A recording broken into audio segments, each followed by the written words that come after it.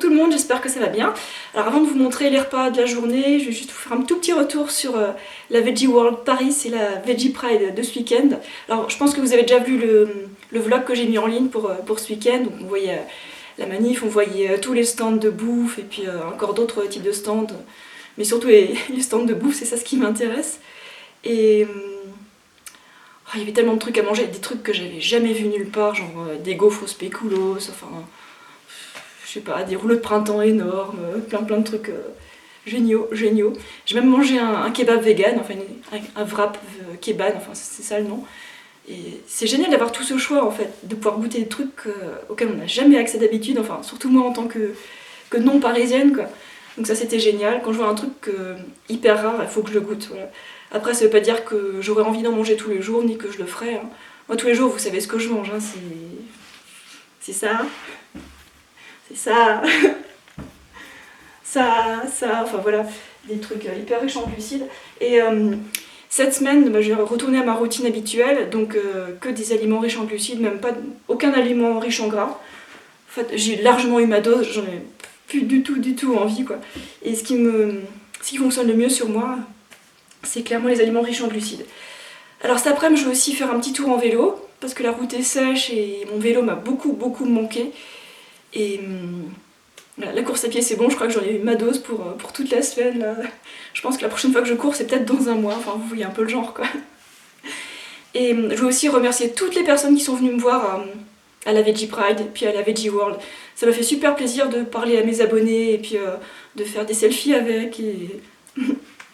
Alors c'est marrant, en tant qu'ancienne timide, je me reconnais vachement dans certaines qui étaient un peu trop timides pour venir me voir, donc du coup c'est leurs amis ou leurs conjoints qui sont venus. Et Pauline, faire un selfie avec ma copine, ça lui ferait tellement plaisir. Enfin, bref, moi j'étais hyper contente de vous rencontrer, alors n'hésitez pas à venir me parler, je mords pas. Je suis trop contente de parler à des gens en vrai parce que ça change de faire des messages à l'écrit quoi. Et j'ai pu rencontrer Chloé Tesla aussi, qui était au stand de chaussures. Chloé Tesla c'est une mannequin, elle est super gentille, je suis trop contente de l'avoir rencontrée en vrai, on a même fait un petit selfie, non, une photo. Et quand j'avais un peu la tête dans la lune après la gaufre, il y a Esther qui est venue me voir, et moi je fais quoi. Du coup, le temps que je descende de ma lune, elle était partie. Désolée Esther, j'étais un peu dans la lune. Ouais, Esther c'est une fille qui a une chaîne YouTube aussi, elle a plein d'abonnés, et puis voilà, elle est cool. Ensuite, j'ai vu qui d'autre, des amis que j'ai pas revus depuis un bout de temps. Il y a aussi plein de mes amis d'Alsace qui sont venus.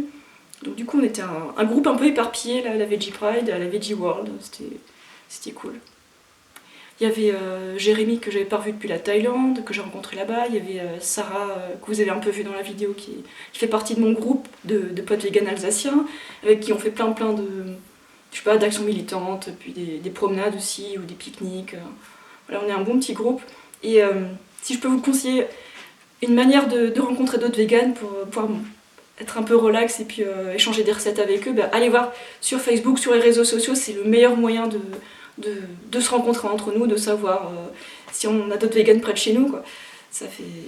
Enfin moi c'est comme ça que j'ai commencé à organiser des pique-niques véganes, bon, c'était des pique-niques frugivores à l'époque, et ça m'a permis de rencontrer des gens que j'aurais jamais rencontrés comme ça dans la rue. C'est ça ce qui est marrant. Alors maintenant, ça m'arrive aussi de rencontrer comme ça au pif des véganes ou des crudis ou des frugies dans la rue.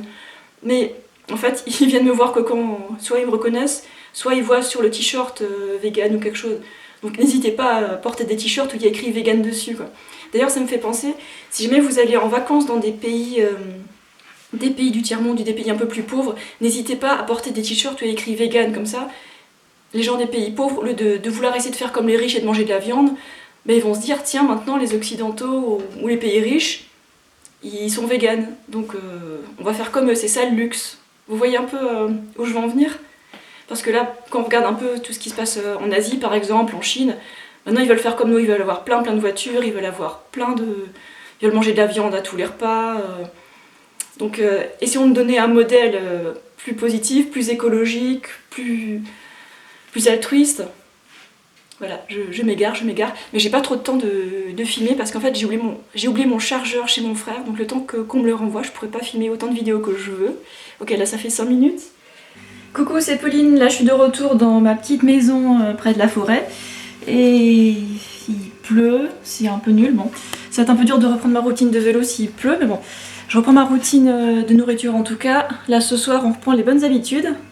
Salade pour rentrer, pour commencer, sans assaisonnement. Pour moi j'aime pas l'assaisonnement, j'aime pas les vinaigrettes. Et je suis en train de cuire des carottes et là il y a du riz. Voilà, donc riz, carottes et puis voilà, c'est tout. Peut-être un tout petit peu de sauce soja diluée, on verra. Bon, c'est le matin, il est 8-9 heures. Le brouillard commence à se dissiper. La route commence à sécher. Ouais, je pense que je vais faire une sortie à vélo cet après-midi. Puis en attendant, ben, je vais marcher ce matin. Travailler ce matin. Voilà. Bon, comme vous voyez, j'ai réussi à allumer le feu, tout va bien. Je me souviens comment faire depuis l'hiver dernier. C'est cool le feu. Alors, pour ce matin, bah, c'est des fruits. 2 pommes en morceaux dans un smoothie. Alors aujourd'hui, c'est ma dernière prise de B12 avant de partir. Partir où? Bah, vous verrez bien. Alors oui, nous les véganes, on prend de la B12 directement, alors que les omnivores, ils prennent de la B12 via les animaux. Les animaux reçoivent plein de compléments alimentaires, B12, fer, zinc, cuivre, antibiotiques, et j'en passe. Donc nous, on se complémente directement, on prend pas les animaux comme des emballages. Là, je reviens des courses et j'ai mis tout ce qui était de plus lourd dans le sac à dos pour protéger le dos. Et ce qui était plus léger, je l'ai mis là. Et allons voir, qu'est-ce que j'ai acheté? Alors, voilà ce que j'ai acheté au supermarché. 2 grappes de bananes, des raisins. Bon, ils sont pas bio, donc je vais les rincer. J'aimerais bien avoir le budget pour acheter en tout bio, mais c'est pas le cas. J'ai aussi pris du jus de pomme trouble, des patates douces et de la courge butternut. Je pense que je vais les mélanger, faire, je sais pas, des soupes, des préparations de légumes, quoi. J'adore. Ah, c'est bizarre, c'est jaune-orange tout ça. Il y a de la couleur. Quoi d'autre? Ah oui, les emballages sont là. Ouais. J'aimerais bien faire du zéro déchet, mais je pense qu'être vegan, c'est encore plus efficace que de faire zéro déchet. Alors, si on peut faire zéro déchet et vegan, waouh! C'est un sacré engagement écologique. Voilà, en tout cas, j'essaye de réduire mes déchets le plus possible. Quand je vais faire mes courses, j'emporte toujours un sac dans le sac. Comme ça, c'est solide, c'est beaucoup plus solide qu'un sachet en plastique. Voilà. On fait ce qu'on peut. Regardez les cigognes là. Il y en a tout plein. Bon allez, moi je vais prendre mon courage demain et puis monter là-haut. Oh, fait froid. Alors là, je suis à 3 épis. Avec vélo. La tenue complète.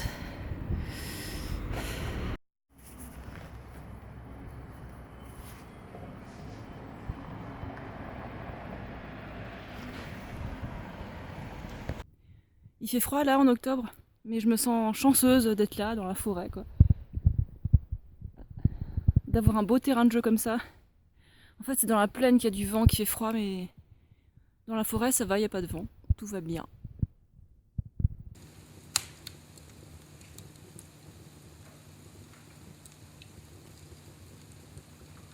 Alors, pour ce soir, là, je suis en train de faire chauffer de l'eau.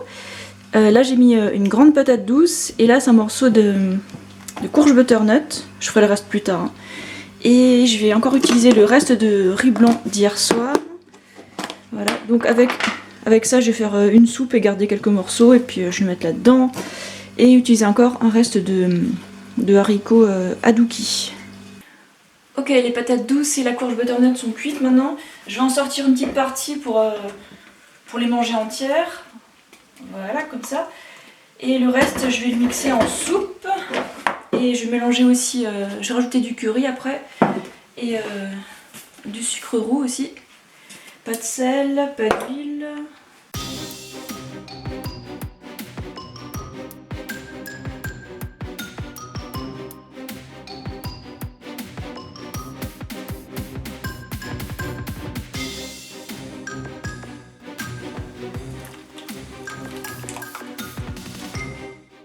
Voilà, en gros j'obtiens une soupe au riz et à la courge et à la patate douce. Voilà. C'est mon repas de ce soir.